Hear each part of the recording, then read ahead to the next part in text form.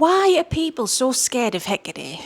Now, this is something I have kind of addressed a few times on the channel. I've been trying to, because me having this channel, it started off as me educating on her and on things to do with her because of fear mongering. That's a common thing. But have we ever asked, why is that a common thing? Why is it common for people to spread this information about her? And why do people get afraid? Now, I'll speak from my experience and the experience I've witnessed with other people here. But let's dissect this. Let's get into it. Now, if you're new, welcome. If you're not new, welcome back. I'm Sarah, that divination witch. This channel is a safe space and community, so you can ask questions, share opinions. We don't tolerate crap. If you want to join, hit subscribe. And if you would like to support me, help me do videos, help me continue doing this, all of my links are in the description below, and I'd be grateful if you could take a look. I offer different types of readings. I've got Patreon, teaching on there, got a community on there, all sorts going on. So thanks. Please take a look. Thanks. All right. Well, this is a big loaded thing to unpack. So let's try. Hecate in general.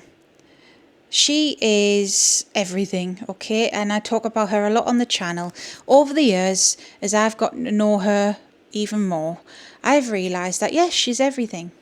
She is a part of everything.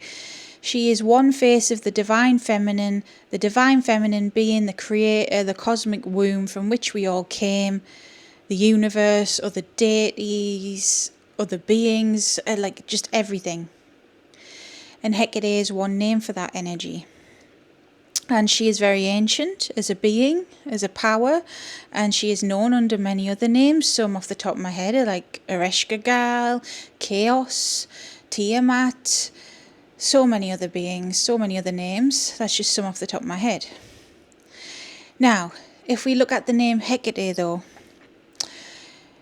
you will most commonly find her in ancient Greek, or specifically ancient Hellenic beliefs and mythos. She is the goddess of the threshold, the goddess of the liminal space, the goddess of the in-between. That is historically what she was known as. So think of anything and everything with an in-between. This could be crossroads, which is commonly one of her domains. Doorways, another one. But this could be like anything and everything. Shadows. Childbirth is a thing. Because that is between life and death in the opposite way. She also rules over death. She rules over the night time because it's in between the days.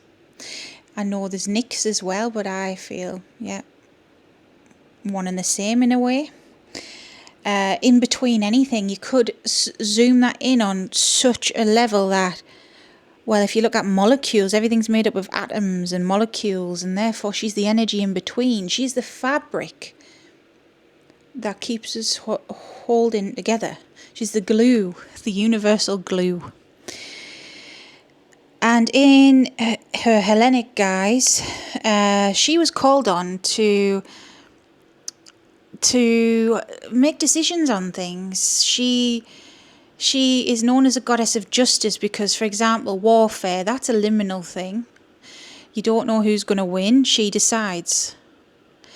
She was said to be somebody Zeus feared, and it's because of her power, because she had decisions on anything and everything, that even he couldn't compete with that. She's just so all-encompassing, even in her Greek myth.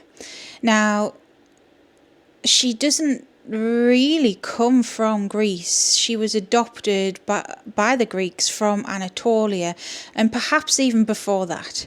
You know, I've mentioned Ereshkigal as one of her forms, and potentially she could be from even before then. You know, she's just so all-encompassing and powerful. But if you Google her name, you will see Greek goddess, and you will normally see of witchcraft and of the dead ghosts, spirits, that kind of vibe, if you look her up. So first and foremost, if you are new to her and you look that up, that's scary, especially if you're new to spirituality. You know, there was a time I was afraid of even ghosts. I was afraid of even doing a tarot reading. Now, that is my profession. But once upon a time, when I first started, I was cleansing everything, doing a circle, crystals all around, like, oh my God, I'm so scared. It was like sensationalized. I didn't understand that's why. Now, from what I remember, so it was back in 2018, she made herself known to me because I didn't know who the heck she was. I didn't know this. I set up a little altar for her. I remember it being like a tiny side table. It had some flowers, it had different candles, it had this heart-shaped like glass box thing with a few different crystals in. Nothing mega, but I got so scared that I threw it out. And I'm not the only one who's done that. One of my friends who has been on the channel, she's a Hecate witch too. She did the same thing before we knew each other. Got scared, chucked it all away. When I was brand new, I had this friend who was into witchcraft, or so I assumed, before me. And I think it was performative when I look back now, but whatever. She used to go to meetups, like local coven things, and she would take pictures for Instagram. That's why I think it was a performance, you know, it's like an aesthetic, isn't it? Anyways, when I told her about Hecate and I asked, like, what do you think? I remember saying, oh, she's really dark and she can, you know, mess your life up sort of thing. You want to be careful. And I thought, This was after a little bit time went past. And I was accepting her in, and I thought, well, that's not the energy I'm feeling, although I had that fear. Where does all that come from? Well, it's all the mythology behind her, the darkness, is people not understanding her. There is this intenseness about her. She's known as a dark mother because she deals with everything, like everything. Good and bad. She's got angelic sides to her too, like Urania, for example. So it's not all doom and gloom here, but she doesn't shy away from it because ultimately what she wants as a mother, as a creator, as a goddess, she wants to help lost souls. That includes us living people. She wants us to step into our power and our truest potential. And so to do that, she will show you your wounds, she will show you your shadows, she will show you things that you don't want to address. So her energy can feel intense and dark. Now, this doesn't mean she is there to hurt you though. A lot of this sensationalized stuff I feel comes from misunderstandings. Back when I started and I got scared, I think I got scared because I felt that energy. And then I had that friend telling me that. If I wasn't deprogrammed enough and willing to push past that, I could have went down that road of, oh my God, Hecate will F your life up. She's so scary, she's so dark, blah, blah, blah. I could have went down that road, but I didn't because I pushed past it. Because I knew there was something in it, because I felt this motherly energy for all it was intense. I didn't feel like she was out to get me. A lot of the time, fear comes from the fact that she is a dark mirror, part of why she's called a dark goddess. She's telling me this right now as I'm telling you guys. She reflects your shadows, your pain, your suffering, the parts of you don't want to see. When she shows up in your space, not always literally you won't always be able to see her, it's just her presence is around. She shows you these things, she highlights these things, and these things, not everyone wants to face. And even if you want to face them, they're not easy to face. They're scary to face. They're shadows for a reason. They're suppressed for a reason. So she gets the blame for a lot of this stuff, when actually what you are feeling is your own psyche, but she is bringing it out of you. When I look back on who I was back then compared to who I am now, I was just so different, such a different person. I had a lot of trauma, I still do, but I've worked through a lot of it, thanks to Hecate. But I was very much living in my inner child, which I didn't even realise, and now I look back and go, oh shit, yeah. I mean, come on. I'll confess, and look, there's nothing wrong with this if you're into it. I'm not saying this in a judgy way, but a grown woman buying Pokemon cards. I got back into Pokemon card collecting. That's just an example. Now I know there's adults that collect it, and I know there's money in it. But I look at it now, I've kept them because I know there's money in it. But I was cleaning out the cupboard the other day and I thought, what a waste of money.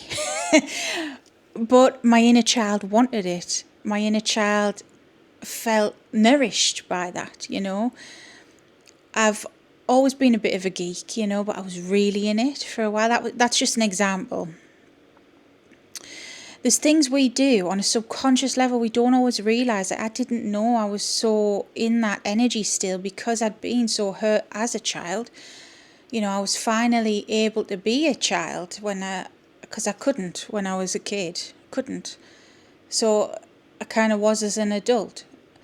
Still being an adult and doing adult things, but my forms of enjoyment would be more childlike. I used to go to Comic-Cons and things like that. Nothing wrong with that if that's what you're into. I'm not saying that, like I say, to judge. But for me now, would I personally do that again? No. I could think of better things, in my mind, better things to spend my money on. But back then, yes, I thought that was everything. And that's how it goes with Hecate. She got me to a place, slowly but surely, very gradually over the years, to work through these wounds that I didn't even know was a thing. I just thought, I'm a quirky geek. I like these things, so what? Because I had other friends who were grown adults who liked similar things. One friend, I've lost touch with them now, used to be very into Harry Potter. Anything and everything Harry Potter, the whole house was just full of, it was like a Gryffindor common room in their house. And that's cool in a way. I still think, oh, that's really cool, but also it's like someone fulfilling a wound. And we've all got wounds in different ways. That's just my example, But Hecate will bring these things to the surface. Do you really think I wanted to admit that? It's embarrassing to me. In a way, it's like, oh, really? Oh, it's painful too. So painful. I could turn around and say, oh, that's all Hecate. It's absolutely not. It was me. If she didn't bring that out of me, I would still be in that headspace, probably in fear, in the inner child headspace, not knowing what the heck was going on or why. Just going through the motions kind of thing. So I do feel like she's scapegoated. She will come to you. You will not always know it. She's just there. Her energy is just there, and these things come to the surface. And so, yes, it can feel like your life's turning upside down. Because also for me, the inner child's just one thing, but I lost friendships that I'd had for decades from being a kid, 20 plus years and stuff like that.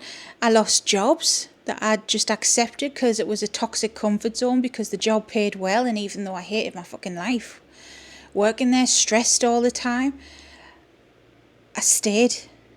I even went above and beyond.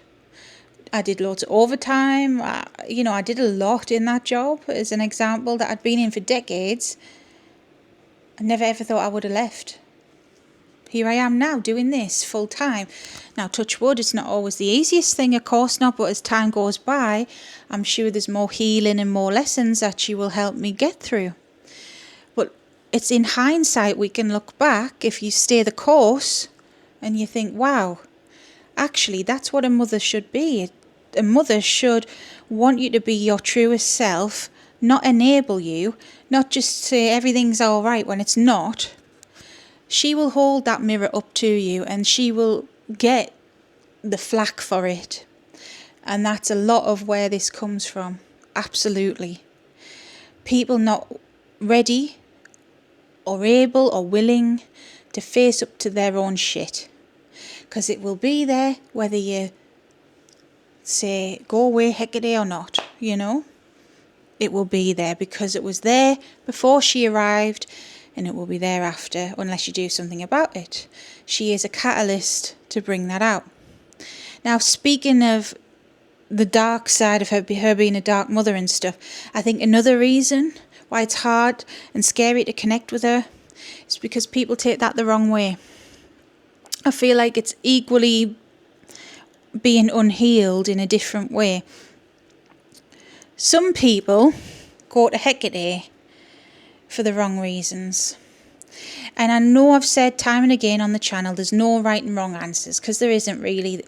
What I mean by that is, you know, no one human knows it all. We're not meant to. And anyone who professes to is not a true teacher or healer or spiritual person, to be honest, because that's coming from ego, whether you like it or not. That's how cults are formed. So that's why I say it. But when I say for the wrong reasons, it's not because I think I'm right and they're wrong. It's because they go to her for superficial things, ego things, power, because she is all powerful. Some people see that as, wow, if I work with her, I can be all powerful. Thing is, she is all powerful, but not in the way you want. Not in a selfish way, not in a material gains kind of way. I'm talking about a lot of left-hand path practices when it comes to her. You know, she gets lumped in with demons, and there's even demonic N's for Hecate. A demonic N, if you don't know, it's kind of a chant, a mantra in the demonic tongue. It's a relatively modern thing. I'm not against it, but Hecate is not a demon. She's a goddess. Why would she have a demonic N?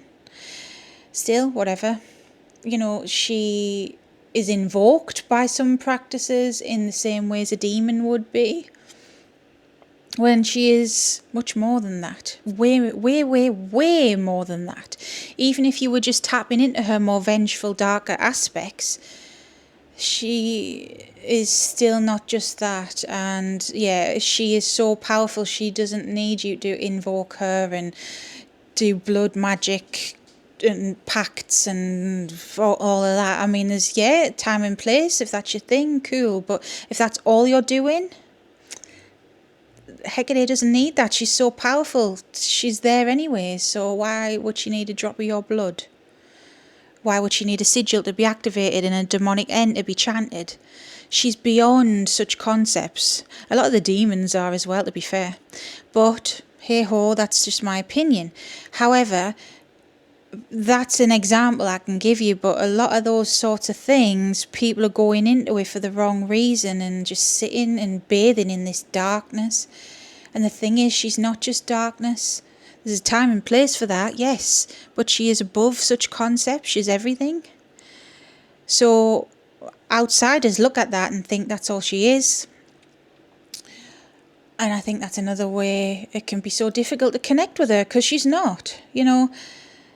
A lot of people will just say, well, she's a queen of the underworld, of hell, and yes, she's got connotations with that, but she is much more than that. She might be a chthonic deity, meaning of the underworld, because she's a psychopomp, which means she guides the dead to where they need to be. Even in Hellenic myth, a myth of guiding Persephone to and from the underworld, that's a thing. But that's not all she does. She resides in the space in between, the liminal. The liminal is the nothing. The liminal is the void. She's shown herself to me in the void as a draconic spirit, which I did mention on the channel, and I tried to make another video mentioning it, but I'm not going to get into that because of people like who want to just paint her out as this dark thing. Let's just say I've had a few different people being a bit threatening around that. And it's sad. It's very sad. But yes, she is in the void. The void space is the space between universes. It's everything and nothing. It is the no thing. It's potential. It's where life is born. That's where she resides. That's who she is as the creator. And that's why it's hard to contact her, all these different reasons. And also, just to finish, yeah, that's another reason why, because she is the creator. It's hard to wrap your mind around that, especially if you've been conditioned by certain religions and things like this. It's like, how is someone that powerful, and why is it Hecate when she's only a witchy goddess? Like, why, what, how, it's hard. But you can push past this. You can move on from this. Anyways, I hope this video has helped. Try to be as real as possible. I felt her here as I was talking.